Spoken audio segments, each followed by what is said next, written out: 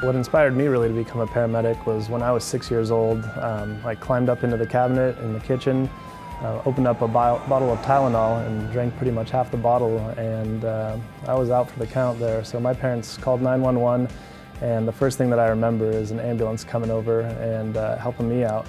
In turn, I like to kind of return the favor to the community and know that there is somebody out there that is going to be there to help you out. You're helping people solve a problem that they didn't expect that day. At the same time, even the simplest cases, it may be just being reassuring to somebody about their situation, even though you're not doing anything dramatic to save their life, but just being there for them to hear you and to hold their hand can make the difference in someone's day. Most common calls we usually run are fall victims, people falling at home, usually minding their own business, and next thing you know, they're on the floor. Also heart attacks, people experiencing chest pain, shortness of breath. So the best thing to do if you feel like you're having a heart attack or a stroke is to dial 911 right away and have somebody stay on the line or have somebody stay with the patient at all times here. I would put them in a position of comfort and ask them not to move. The dispatchers are trained to give you any information that you need to help out the patient. Well, the way the family or friends, whoever's on scene, can help us out is, number one, if there's dogs or animals around that they might want to corral them. We're strangers on your property. We've had people get bit.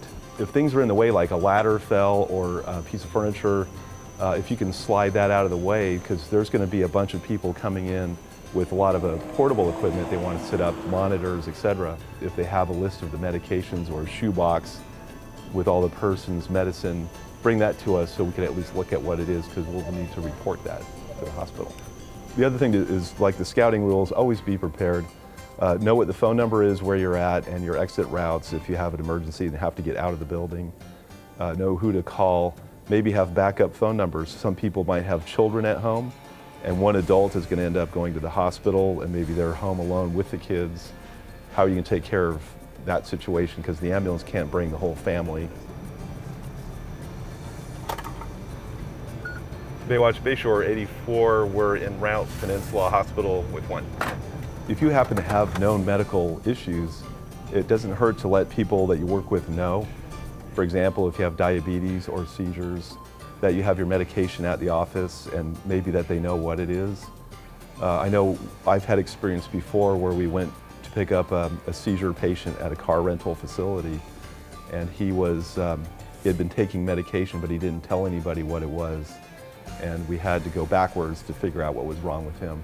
Driving an ambulance is kind of something where we're really alert the whole time. We drive basically safer than we do in our normal cars. We have to be more aware, not only of drivers right in front of us, but drivers to the left and right and people that are all around us, because people, when they do see an ambulance, really sometimes don't know what to do. Often when we leave the scene of a call and we're going to bring the patient to the emergency room, a family member may want to get in their car and follow us there.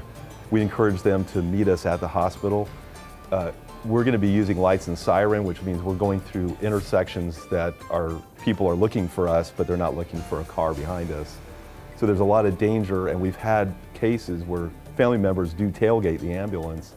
And usually what we would do is pull over and stop and get out and ask them to either ride with us or drive slow and then meet us at the hospital instead of chase us there. I go to work loving what I do. I go home knowing that I've made somebody's day just that much better here. You're in a game of truth or dare, but you always have to take the dare. When you're a dispatcher assigned to a call, it becomes your responsibility to complete the mission.